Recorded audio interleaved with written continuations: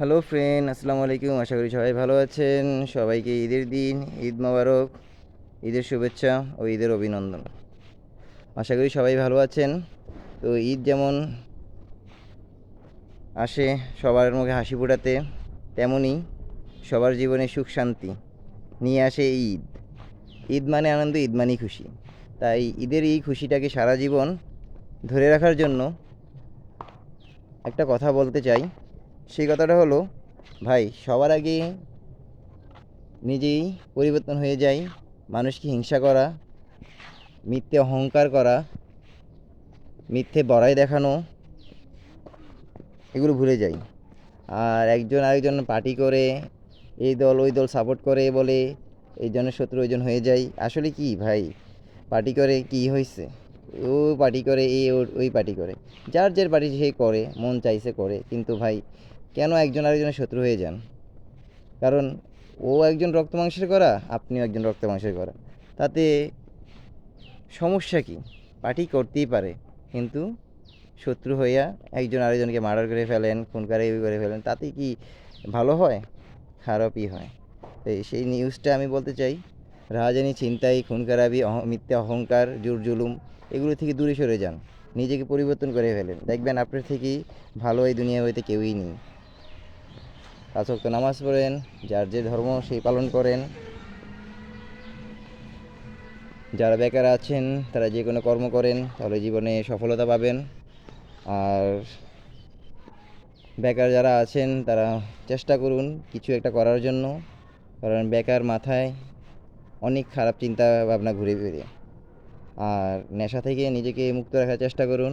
নেশা মানুষকে ধ্বংস করে, নেশা মানুষকে কি বলবো, এক কথায় ধ্বংসের দিকে নিয়ে যায়। তো ভাই, এতটুকুই বলবো, নিজেকে পরিবর্তন করুন। এই ঈদের খুশিটা যেমন মানুষের জীবনে হাসি খুশি বয়ে আনে, তেমনি সারা জীবন এই হাসি খুশিটা যাতে রাখা যায়, সারা জীবন এই সুখটা যাতে ধরে রাখা যায়, সারা জীবনে এই আনন্দটাকে ধরে ধরে রাখা যায়, এই মুহূর্তটাকে ধরে রাখার জন্য আমি আপনাদের কাছে এতটুকু রিকোয়েস্ট করব, পুরো বিশ্ববাসীর কাছে এতটুকু রিকোয়েস্ট, ভাই খুন খারাপি, ছিনতাই, মিথ্যে অহংকার, জোর জুলুম ভুলে যাবেন। মানুষ সবার আগে মানুষত্ব তার উপরে নাই। তাই যিনি আমাদেরকে এই পৃথিবীতে পাঠিয়েছেন তাকে আমরা সবাই মানি, তার প্রতি সবাই বিশ্বাস রাখি, তার প্রতি সবাই ঈমান রাখি।